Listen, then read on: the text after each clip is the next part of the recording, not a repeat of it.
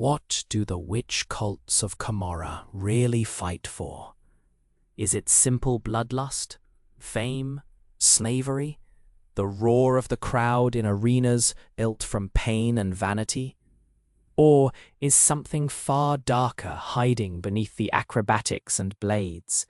Something that explains why an entire civilization turned murder into theatre and theatre into survival.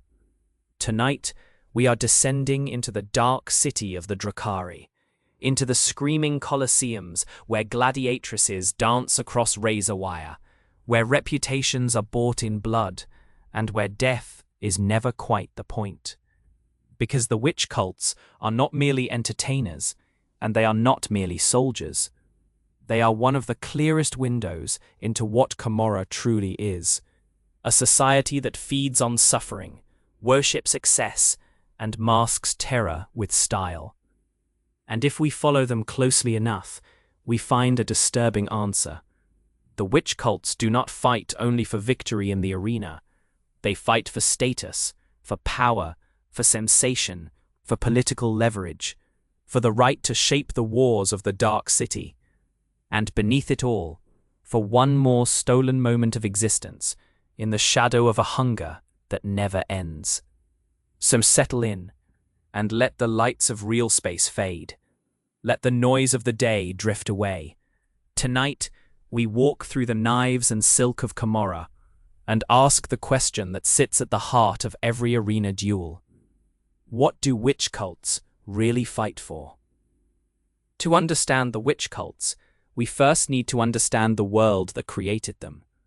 Commorragh is not simply the capital of the Drukhari. It is a wound in reality, an impossible sprawl of stolen dimensions, webway corridors, fortress spires, slave pits, noble estates, market vaults, torture chambers, and arenas beyond counting. It is ancient, predatory, and unstable, a metropolis grown fat on piracy and cruelty. The Drukhari who dwell there are the descendants of the Ealdari, who survived the fall, not through virtue, but through cowardice, calculation, and appetite. They fled into the webway, while the old Ealdari Empire collapsed beneath the psychic weight of its own corruption. And from that catastrophe, they learnt the lesson that still defines them. Indulgence destroyed their species, but they never truly abandoned indulgence. They only changed its shape. That contradiction is the beginning of everything. The Drukhari live with a curse that defines every choice they make. Their souls are eternally vulnerable to the predation of Slanesh, the chaos god born from the excesses of their ancient ancestors. Unlike the craft-world Ealdari, they do not use spirit stones as a shield. Unlike the ascetic followers of the path, they do not restrain desire through discipline and ritual. Instead, the Drukhari preserve themselves by consuming the suffering of others. Pain, terror, anguish, humiliation, despair, all of it sustains them. It invigorates their withered souls and pushes back, for a time, the gnawing thirst of she who thirsts. That means cruelty in Commorragh is not only pleasure, it is also metabolism. Once you understand that, the arenas begin to make sense. To an outsider, the gladiatorial culture of the witch cults might look like decadent sport, or grotesque public entertainment taken to a sadistic extreme. It is that, certainly, but it is more than that. The arenas are engines of emotional harvest. They condense fear, anticipation, agony, triumph, and humiliation into concentrated spectacle. Every duel, every beast hunt, every execution before a roaring audience becomes nourishment. The audience feeds on what they witness. The performers feed on what they inflict and endure. The cults that manage these spectacles gain wealth, influence, and access to the volatile public emotions of the dark city. So the first answer to our question is this. Witch cults fight for sustenance, not food in the human sense, but soul-preserving vitality stolen from pain. Yet even that is only the surface.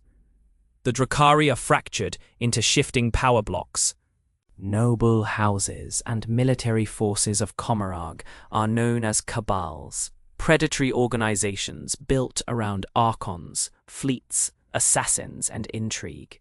The flesh-sculpting homunculi covens occupy another sphere of power, trading in pain, resurrection, mutation, and biological horror. The witch cults form a third major pillar. They are not a decorative subculture. They are one of the central institutions of Drukhari civilization.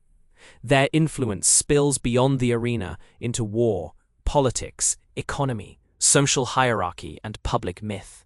A great witch cult is part performance syndicate, part murder school, part mercenary host, and part political machine. Its members are not random duelists brawling for applause. They train relentlessly in combat arts so refined that murder becomes choreography. They cultivate identities, rivalries, and legends. They attract followers and patrons. They stage events that can elevate or ruin reputations across Commorragh. They can lend military support to cabals, sabotage rivals, manipulate public attention, and unleash fanatical violence in the streets as easily as in the arena. So if the first thing they fight for is sustenance, the second is status. And in Commorragh, status is never ornamental. Status is armor. A lowly Drukhari is prey. A famous Drukhari is more complicated. Fame can still get you killed, of course. In fact, it may almost guarantee attempts on your life. But fame also creates networks of usefulness. It attracts clients, allies, lovers, sponsors, bodyguards, petitioners, and fearful admirers. The champions of the arenas become celebrities of violence. Their names spread through the dark city. Their methods are copied. Their feuds are watched. Their appearances become events. A cult led by a legendary succubus can wield immense soft power before ever setting foot on a battlefield. That word, succubus, is important here.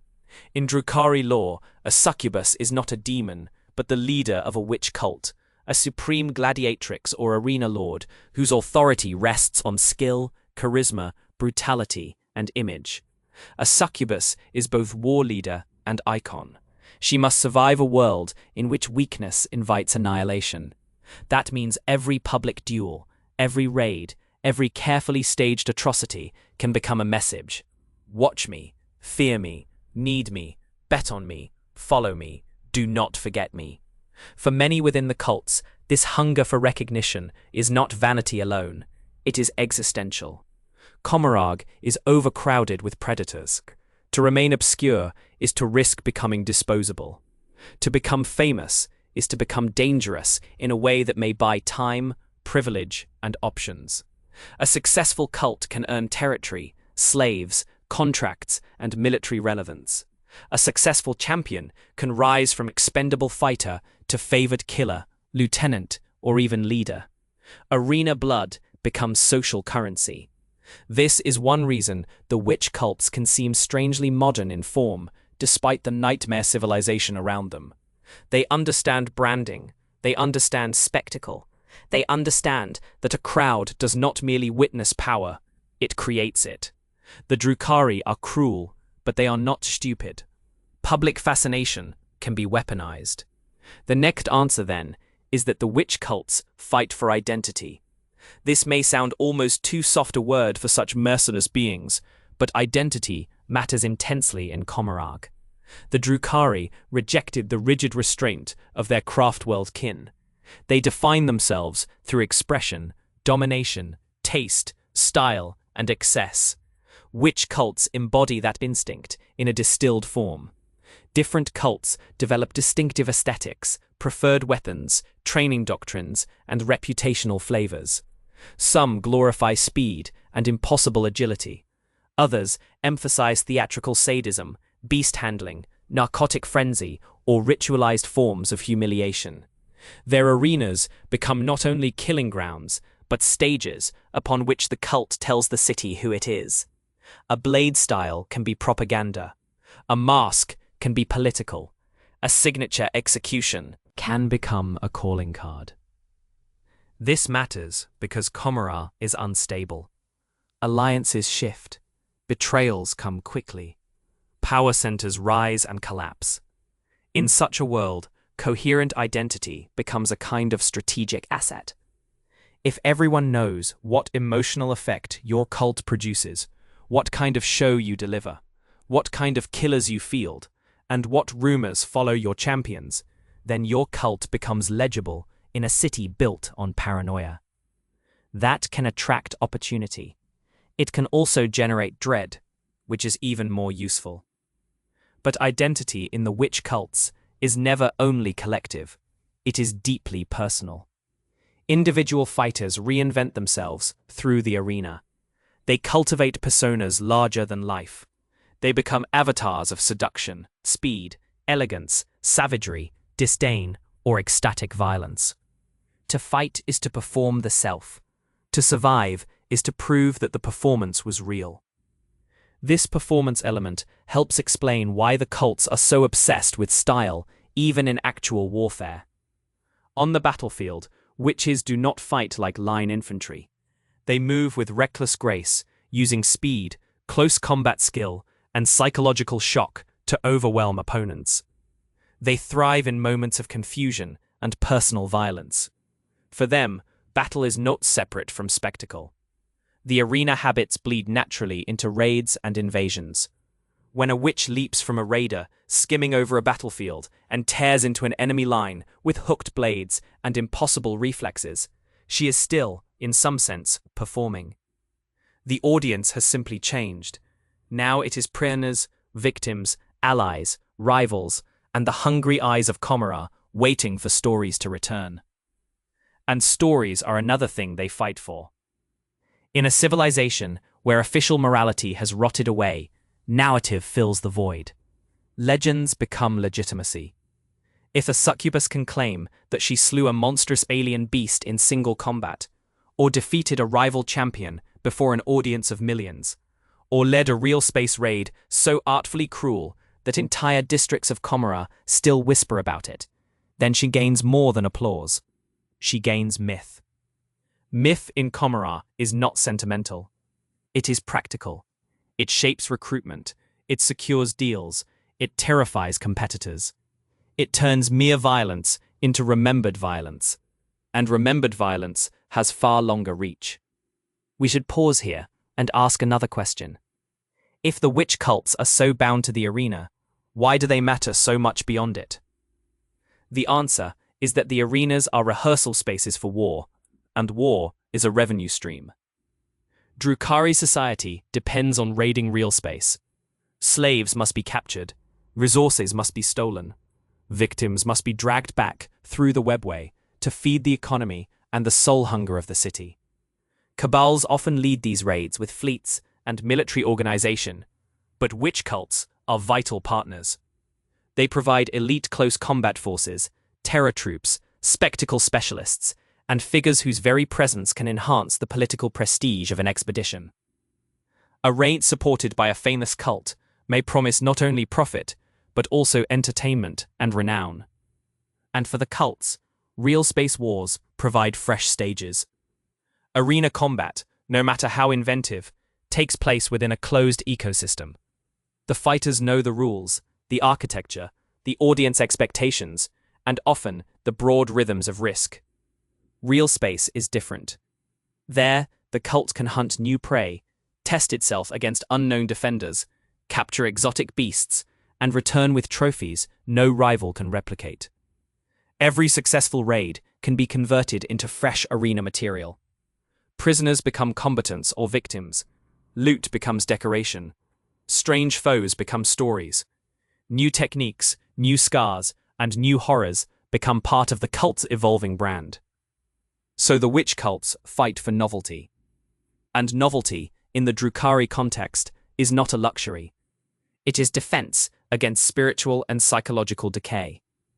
The old Aeldari Empire fell because it pursued sensation without limit.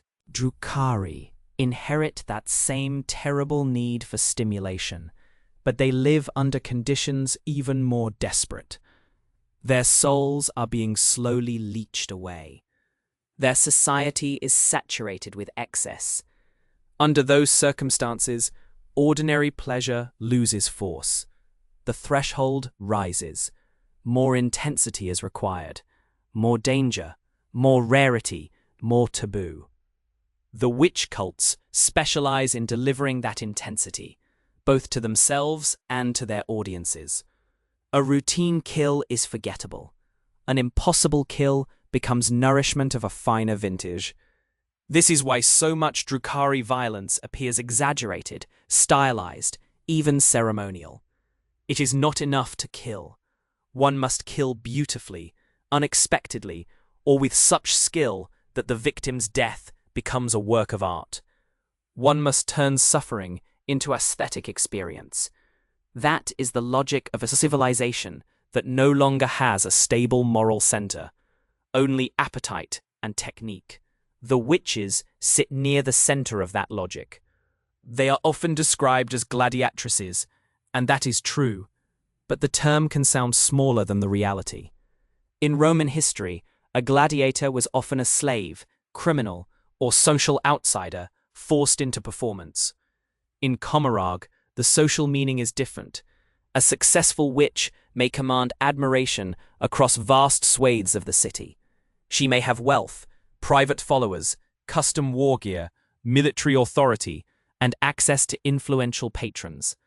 Arena stardom can place a witch near the heart of Drukhari public life. She is not merely thrown into combat. She becomes a producer of communal sensation.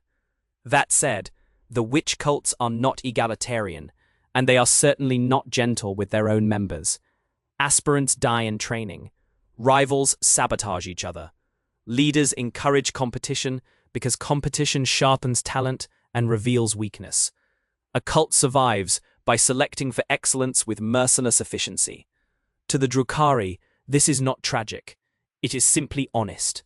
Better to die in the pit than fail in the raid. Better to be culled by your own than humiliate the cult before the city. This leads us to another truth about what witch cults fight for. They fight for internal advancement. Within a cult, hierarchy matters. Champions earn precedence. Veteran fighters gain privileges. Hecatresses and other leaders command squads, manage training, and shape tactics. At the top, the succubus must maintain dominance not only over external enemies, but over ambitious subordinates. Every duel can become a test of rank. Every campaign can alter the balance of influence. Since authority in Commorragh is rarely secure, combat success becomes one of the few clear ways to justify power. This can create an atmosphere of constant pressure. A member of a witch cult does not merely train to defeat outside foes. She trains under the knowledge that every superior is watching for brilliance, every rival is waiting for failure, and every public appearance can alter her future. In such an environment, combat becomes career, identity, ritual, and sustenance all at once. It is impossible to separate the motives cleanly, because Drukhari life itself has fused them. There is also a political dimension that should not be underestimated. Witch cults do not float above the factions of Commorragh. They are entangled in them. A cult may align with a cabal for profit or mutual advantage. It may lend fighters to one archon while secretly entertaining offers from another. It may collaborate with homunculi for resurrection services, surgical enhancement, or the supply of grotesque beasts for the arena. The cults exist inside a dense web of obligation, transaction, and betrayal. So they fight for leverage. If a cabal wants prestigious arena support for a major raid, a cult can demand payment. If a rival leader in the city has insulted a succubus, the cult can turn that insult into a spectacle, humiliating the offender publicly through arranged combat or theatrical retaliation. If political tensions are rising, the cult can shape public mood by deciding which victories are celebrated and which defeats are ridiculed. The arenas are not isolated from politics. They are one of its loudest instruments. Think of the crowd in Commorragh not as passive viewers, but as a volatile resource. Crowds confer popularity. Popularity generates influence. Influence can destabilize careful plans laid by more traditionally military or aristocratic factions. A famous succubus with enough adoring spectators and enough deadly followers can become inconvenient even to an archon, not because she rules territory in the same manner, but because she can shift attention, mobilize prestige, and make alliance with her too valuable to ignore. This is one reason Drukhari politics can feel so alien and yet so familiar. It is medieval court intrigue mixed with gang warfare, celebrity culture, torture economy, and aristocratic decadence.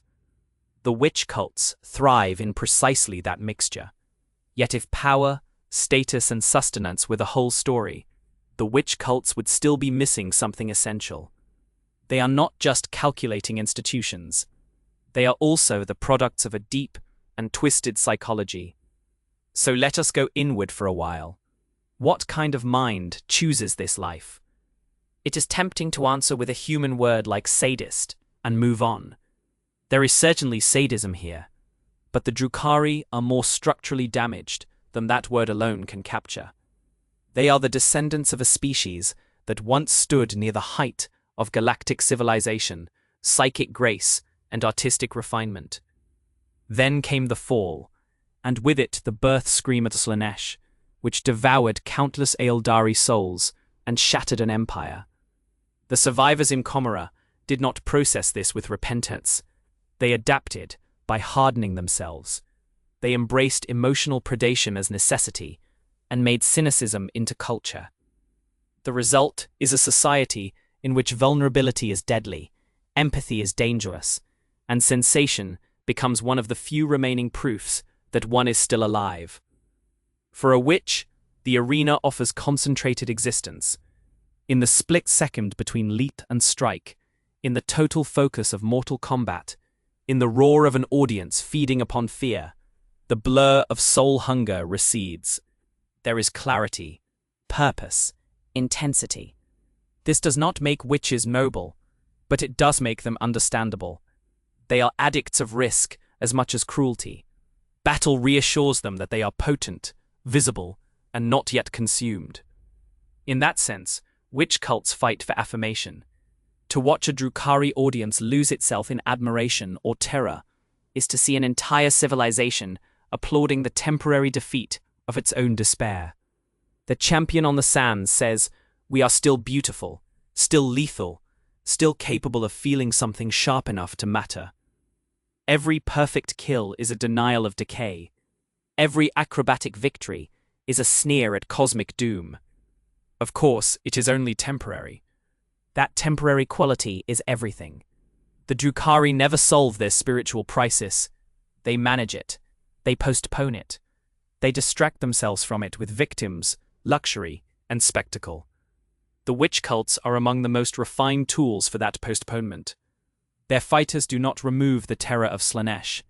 They let the city forget it for a while. They turn existential dread into public entertainment. And when entertainment can hold back damnation, however briefly, it becomes sacred in a blasphemous sort of way. This helps explain the fervor that surrounds major arena events.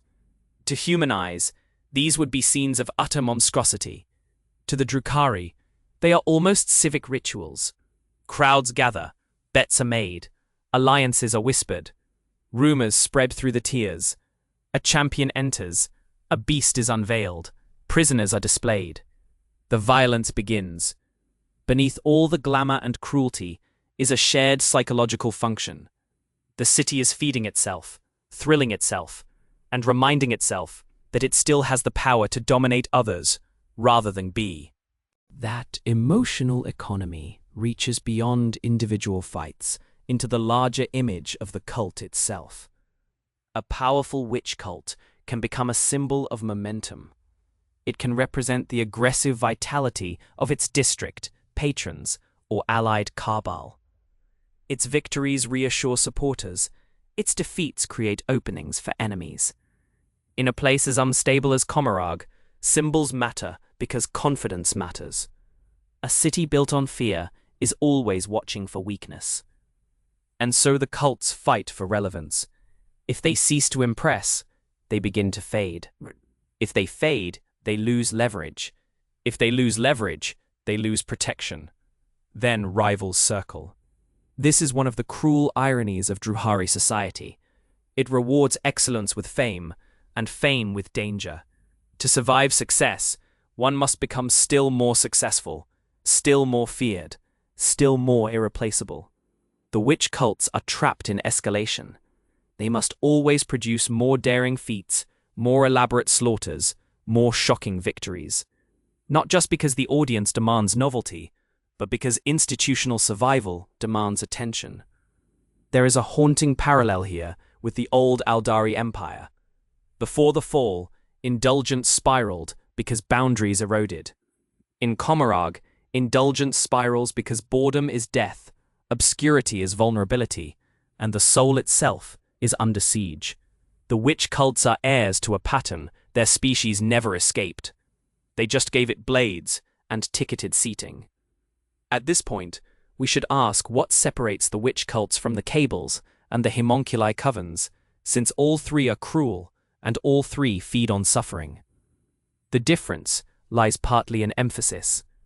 Cables are power structures of command, piracy, military force, and aristocratic ambition.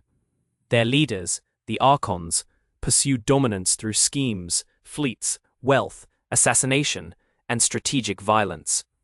Homunculi covens are masters of fleshcraft, resurrection, torment, and biological experimentation. They deal in bodies, souls, and the grotesque persistence of life beyond natural limits. The witch cults, by contrast, specialize in embodied performance violence. They are intimate, where Cables can be strategic. They are kinetic, where homunculi can be clinical. They turn killing into visible prestige in a way the others generally do not. That gives them a distinct role in Drukhari society. They mediate between public hunger and organized cruelty. They make violence legible, fashionable, and emotionally consumable. This does not mean they are somehow less evil. In some ways, they are more chilling because they aestheticize horror so completely. They are often the smiling face of a monstrous culture. A raiding force led by a Cable may terrify through discipline and firepower.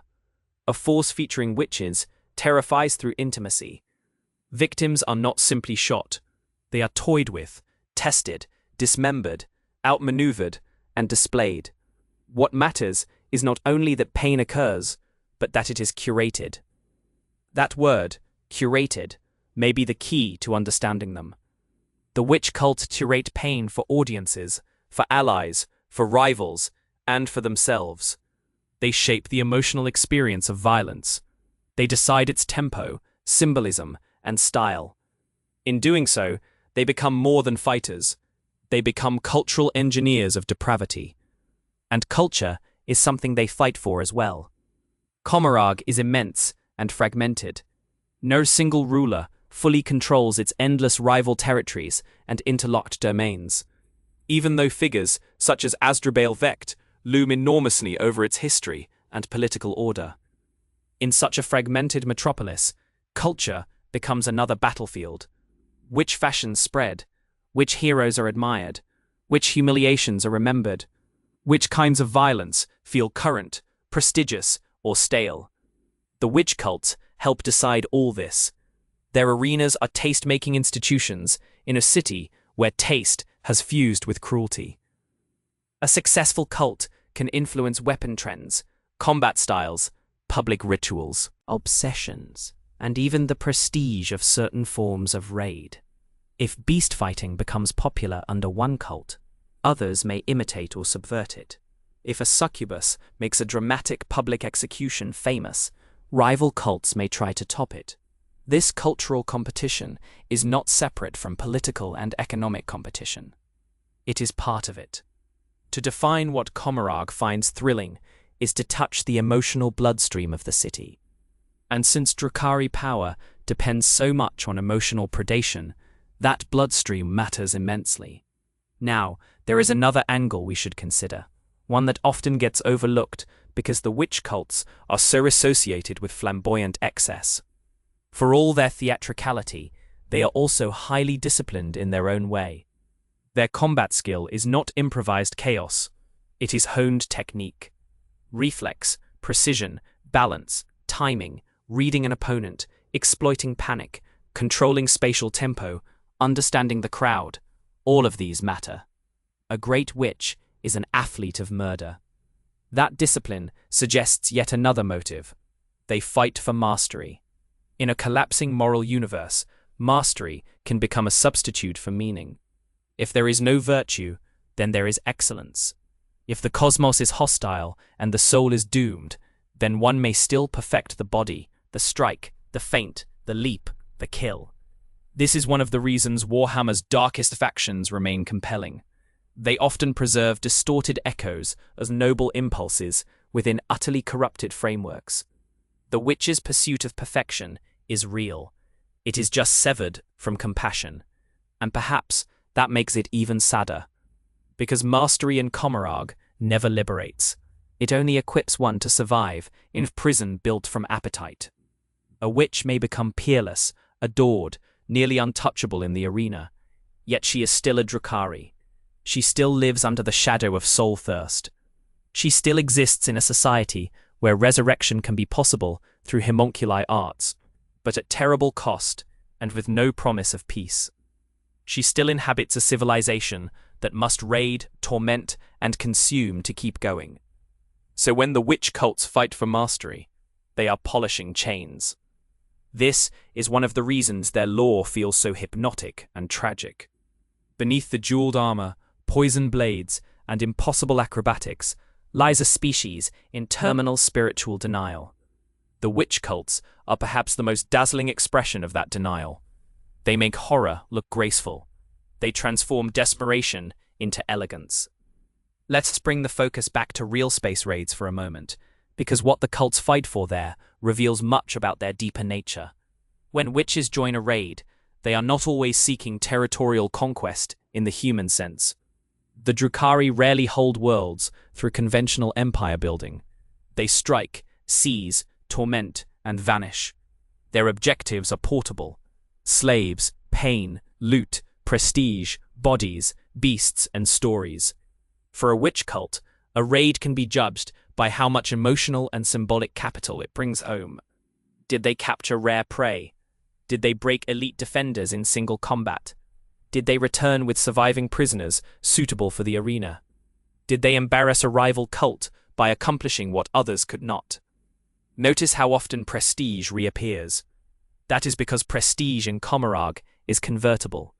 It becomes contracts, invitations, patronage, mating alliances, temporary truces, and public fear. Even material gains often matter because they reinforce prestige. Exotic captives can headline future spectacles.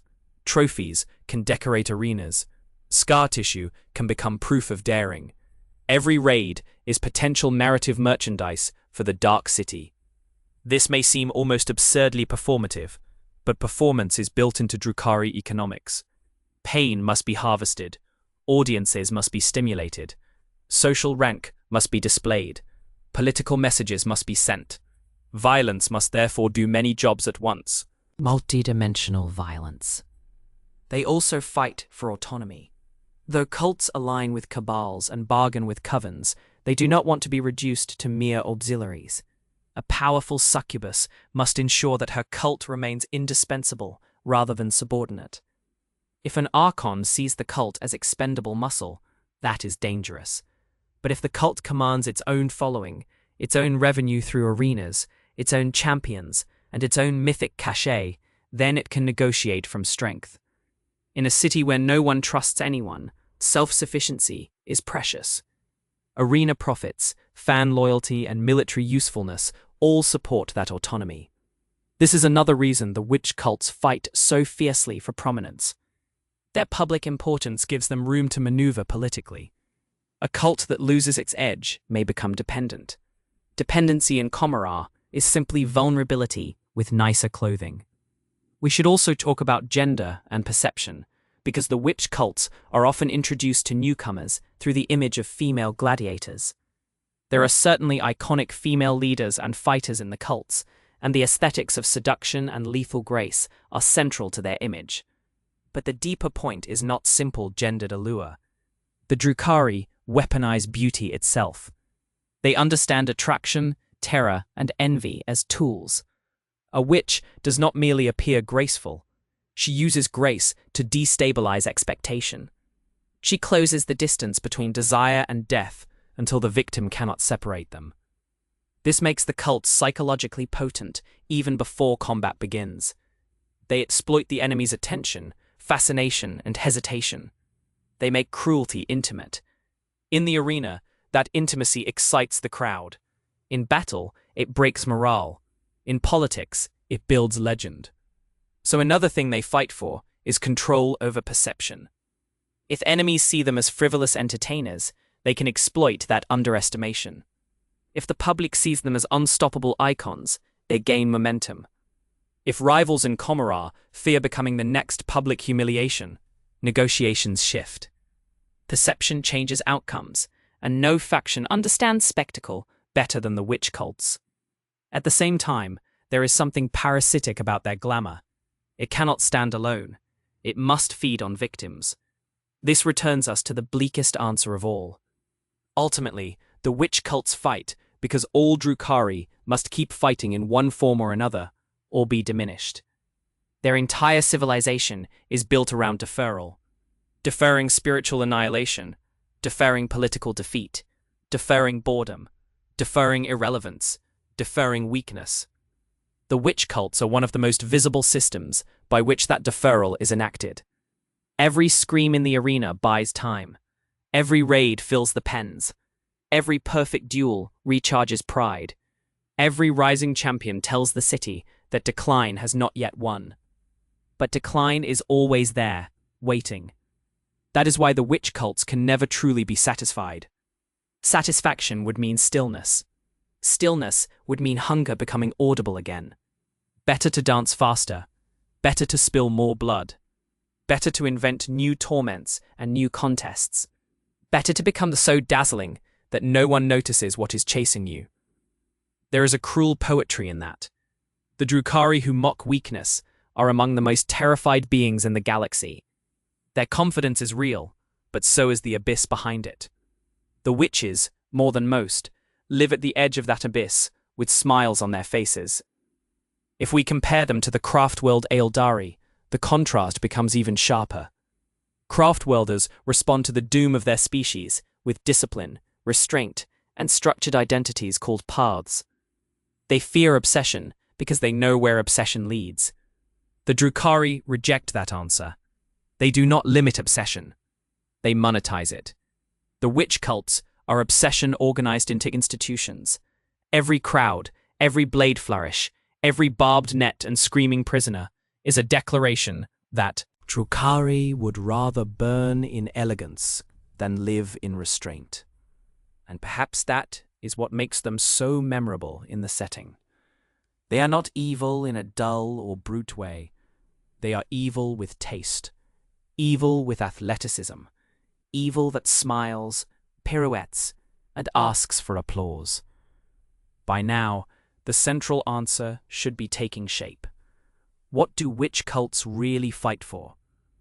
They fight for sustenance, because pain keeps their souls from withering. They fight for status, because status offers protection in a city of predators. They fight for power, because arenas can shape politics as surely as fleets and assassins. They fight for identity, because style and legend make them legible and feared. They fight for novelty, because sensation must intensify to remain effective. They fight for mastery, because excellence is one of the few meanings left to them. They fight for autonomy, because dependence is weakness. They fight for relevance, because irrelevance is the beginning of death. And beneath all of those, they fight against the silence that would fall if the music stopped and the screams ceased. They fight against the knowledge that their civilization is not healed, only distracted. They fight to outrun a fate that can never fully be escaped. The arena, then, is not a sideshow of Drukhari culture. It is a mirror. In it, we see Commorragh's whole philosophy made visible. Beauty severed from goodness, art severed from mercy, skill severed from honor, survival severed from peace. The witch cults are what happens when a refined civilization loses its soul but keeps its talents. It does not become primitive. It becomes exquisite in all the wrong ways. And that may be why they are such an effective entry point into Dark Eldar lore. Through them, the larger society becomes understandable. The cabals, the covens, the raiders, the endless betrayals, the obsession with sensation, the theatrical cruelty, the need for slaves, the contempt for restraint, all of it is present in miniature, inside a single arena fight. Two blades cross beneath impossible lights. A crowd leans forward. A victim realizes too late that death is only part of the performance. And somewhere in the city beyond, rival factions calculate what this spectacle will mean tomorrow. Because in Commorragh, nothing is ever just entertainment. It is revenue. It is nourishment. It is propaganda. It is ritual. It is social sorting. It is military training. It is an auction of fear. It is an argument about who matters. And the witch cults know that better than anyone. So when we imagine them now, let us look past the obvious image of gladiative in barbed finery. Let us see instead the institutions they truly are. Factories of sensation, schools of lethal grace, engines of public emotion, and masks worn by a dying people who refuse to stop smiling. Every leap in the arena is a denial. Every kill is a transaction. Every cheer is stolen life. That is what they really fight for.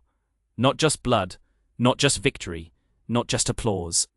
They fight for one more night in the dark city. And perhaps that is the most unsettling truth in all of Drukhari lore. The witch cults are monstrous, but they are not random monsters. They are perfectly adapted monsters, shaped by history, curse, culture, and appetite into exactly what Commorragh needs. If the cabals are the claws of the city, and the homunculi its twisted memory of science, then the cults are its heartbeat. Fast, decadent, performative, and permanently afraid of stopping. The next time you hear the name witch cult, do not think only of acrobats with knives. Think of a civilization keeping itself alive through theater of pain. Think of a celebrity as shield. Think of war as content. Think of beauty sharpened into a weapon. Think of audiences feeding on agony because they must, because they choose to, and because in Commorragh, those are almost the same thing. And think of the fighters themselves, poised on the edge of the blade. Heroes, never heroes. But something perhaps more haunting. Survivors of a doom they inherited, preserving themselves through performance so intense that it almost looks like freedom. Almost. If you enjoyed this journey into the dark heart of Commorragh, and you want more calm, deep Warhammer lore to fall asleep to, make sure you subscribe and let me know which corner of the 41st millennium you want to drift through next. Until then, rest well. And if you hear distant cheering in the dark, do not answer it.